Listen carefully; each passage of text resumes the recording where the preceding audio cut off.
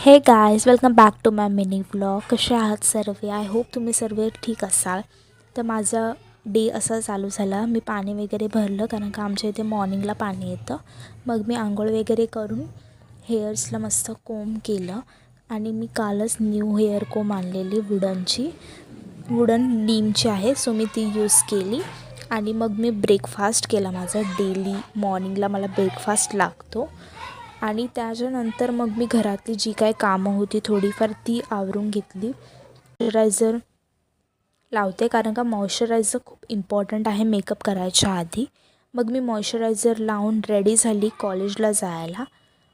So हा आहे माझा लुक आणि मग रेडी होऊन मी पोचली कॉलेजमध्ये आणि आज होता इंटरनल्सचा शेवटचा दिवस.